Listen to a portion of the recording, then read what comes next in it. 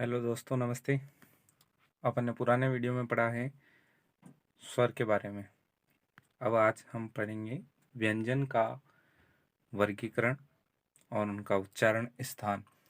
स्वर के 3 वीडियो बने हैं, उनके उच्चारण स्थान कैसे हैं वो हम मेरे पहले डाल दिए हैं यूट्यूब पे, तो आप उनको देखिएगा। और उच्चारण स्थान, अब व्यंजन के बारे में अपन आज से शुरू करते हैं। व्यंजन जो सीधी भाषा में कहा जाता है तो व्यंजन वो हैं जो किसी स्वर की सहायता से बोले जाते हैं, है ना। और स्वर तो पहले ही बता रखा है मैंने स्वर के बारे में। व्यंजन स्वर की सहायता से बोले जाते हैं, क्योंकि जैसे क है तो क में अ का उच्चारण आ रहा है। ख, ग, ये सब अ का उच्चारण इनमें जुड़ा हुआ है, तो ये स्वर से जुड़े हुए हैं। और स्वर अगर नहीं होता है व्यंजन में तो व्यंजन के नीचे हलंत लगता है या उसको आधा लिखा जाता है, वह स्वर रहित होगा।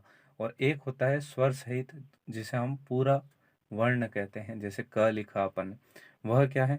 स्वर सहित है। अब जैसे व्यंजन का वह ही देख लो, वह और यह, है ना। तो वह जो है वह आधा लिखा हुआ है, इसका मतलब ये क्या है? स्वर से रहित है। और यह, इनमें क्या आता है? अ का व्यंजन मिश्रण है। जो वर्ण किसी दूसरे वर्ण स्वर की सहायता से बिना सहज में उच्चरित न हो सके उन्हें व्यंजन वर्ण या हल कहते हैं। व्यंजनों का वर्गीकरण उच्चारण की विविधता के आधार पर व्यंजनों को निम्नलिखित 3 भेद हैं। अब पहला भेद कौन सा है? स्पर्श।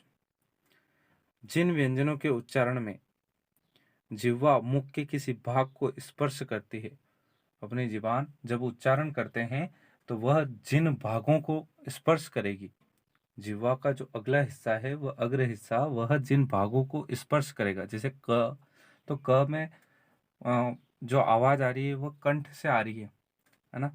और तो इस तरह से ध्वनि का उच्चारण होता है। और इसी तरह से हम देखेंगे किसी भाग को स्पर्श करती है तथा वायु कुछ क्षण के लिए रुक कर झटके के साथ बाहर निकलती है, उन्हें स्पर्श कहते हैं।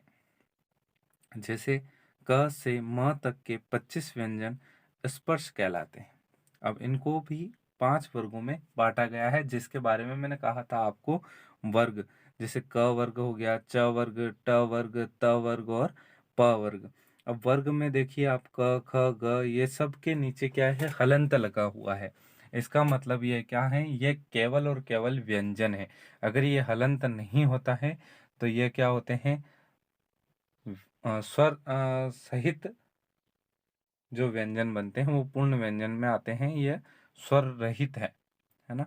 तो इसलिए इनको या तो आधा लिखा जाता है या इनके नीचे हलंत लगा जाता है। जैसे क वर्ग में ये क, ख, ग, घ, ण, च वर्ग है, त वर्ग है, त वर्ग है और प वर्ग है। ये 5 वर्ग आपको मुख्य जवानी याद होने चाहिए, तभी आप इनको याद भी करना है और इनके उच्चारण स्थान को अपने को समझना है और खुद को उच्चारण करके देखना भी है।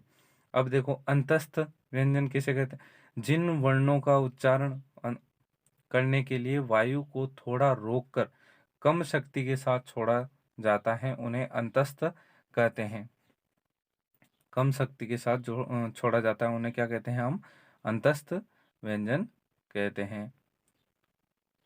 अब देखो, तथा अंतस्थ व्यंजन में व्यंजनों के मध्य अंत में स्थित है, इनकी संख्या भी क्या होती है? 4 होती है। अंतस्थ व्यंजन कौन कौन से? य, र, ल, व।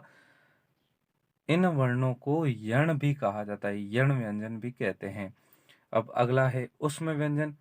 जिन वर्णों के उच्चारण करने के लिए वायु को धीरे धीरे रोककर रगड़ के साथ निकाला जाता है, उन्हें उष्म या घर्षक कहते हैं। जैसे श, स, स, ह।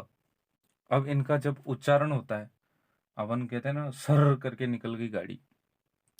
सर क्या है? वो एक घर्षण वाला शब्द है। स, जिसमें उष्मा जो है मुख से दबाव के साथ बह रही है, हवा जो मुख से है वो दबाव के साथ बह रही है, इसलिए इनको उष्म व्यंजन भी कहा जाता है या घर्षण भी कहा जाता है। जो उच्चारण करते हैं उस समय हवा अपनी घर्षण होके मुख से बाहर होती है। घर्षण यानी कि स्पर्श करती हुई और प्रेशर के साथ बाहर जाती है, इसलिए इनको उष्म व्यंजन कहा गया है। अब देखो, संयुक्त व्यंजन किसे कहते हैं? जहां पर दो भिन्न भिन्न व्यंजन ध्वनियां मिलकर किसी नए वर्ण की संरचना करते हैं, उन्हें संयुक्त व्यंजन कहते हैं। यानी कि दो भिन्न भिन्न ध्वनियां मिलकर नए व्यंजन बना रही, यानी कि वो उन ध्वनियों का जो मूल रूप तो खत्म हो रहा है और वह किसी तीसरे को, जैसे अपन समास में पढ़ेंगे आगे, है ना, समास विग्रह करेंगे तो उस समास में भी आपको, जब अपन बहुब्रीहि समास पढ़ते हैं, ऐसे कई चीजें हैं समास के अंदर, वो आपको आगे बताएंगे कि कैसा रूप परिवर्तन होता है, कैसे क्या होता है, कौन सा अपना मूल शब्द छूटता है, तो वो सारी चीजें आप आगे देखेंगे। अब देखिए संयुक्त व्यंजन के उदाहरण देखिए। संयुक्त व्यंजन के क्या क्या उदाहरण हैं? जैसे क्ष हुआ, श में क्या होता है? क धन श धन अ, तो क्षत्रिय वाला श बनता है। त्र हो गया तो त धन र धन अ। ऐसे ज्ञ तो ज धन य धन अ। अब ये है संयुक्त व्यंजन है। ऐसे श्र, ऐसे ध्य, ये सारे संयुक्त व्यंजन के उदाहरण हैं। कितने हैं संयुक्त व्यंजन? 5 हैं। द्वितीय व्यंजन। अब क्या है द्वितीय व्यंजन, किसे कहते हैं? द्वितीय व्यंजन सिंपल से साधारण सी भाषा मैंने पहले भी बताया है, दो जिसमें एक स्वर सहित होगा और एक स्वर रहित होगा, वह द्वितीय व्यंजन कहलाते हैं। अब देखते हैं, जहां जहां पर दो समान व्यंजन ध्वनियां मिलकर प्रथम स्वर रहित, द्वितीय स्वर सहित। स्वर रहित यानी कि जिसमें स्वर नहीं हो, और द्वितीय स्वर सहित जिसमें स्वर हो, नए वर्णों की संरचना करती है, उन्हें द्वितीय व्यंजन कहते हैं। द्वितीय व्यंजन के उदाहरण देख लीजिए आप। जैसे खट्टा। अब देखो आप, ट के नीचे हलंत है तो इसको अपन आधा पढ़ते हैं। पक्का, इसको आधा लिखा क को। अगर यहाँ क के नीचे भी हलंत लगा देते तो वो भी सही है। कच्चा, बच्चा, सच्चा, ये च है। तो च, एक तो आगे जो च है दोनों ही व्यंजन ही है, पर एक स्वर सहित है और एक स्वर रहित है। तो स्वर सहित और स्वर रहित का सामने उदाहरण है कच्चा, बच्चा, सच्चा, उत्तर, सत्ता, सज्जा, आसन्न, उद्दंड, उद्देश्य, उत्तेजना, ये सारे क्या हैं? स्वर द्वितीय व्यंजन के उदाहरण है। अब अपन एक तालिका देखेंगे, वर्णों के उच्चारण स्थान की तालिका। कहाँ से? और इस तालिका को आप भी उतार लीजिएगा, जिससे आपको हर चीज का आसानी से ध्यान हो जाए और आप इस चीज को अच्छे से सीख सकें। वर्णों का उच्चारण स्थान और उनकी तालिकाएं दे रखी है, तो ऐसी ही तालिका अपनी कॉपी में बनाएं और उसके बाद इसको, जैसे कंठ में स्वर है तो अ आ, व्यंजन में क ख ग ग ण स्पर्श है, ठीक है। तालु है, तालु से कौन सा उच्चारण होता है?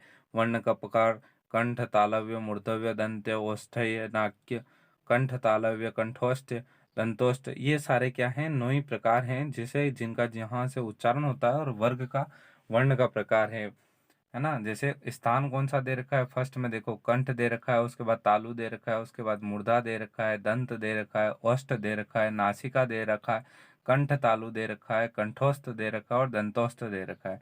इनसे, जैसे कंठ है तो कंठ से उच्चारण हो रहा है, तालु है तो तालु से उच्चारण हो रहा है, मूर्धा से उच्चारण हो रहा है, तो वो सारी दंत, दंत है, ओष्ठ होठों से उच्चारण हो रहा है, नासिका नाक से उच्चारण हो रहा है, कंठ तालु, कंठ और तालु की दोनों के आपस में दोनों के सहयोग से उच्चारण हो रहा है।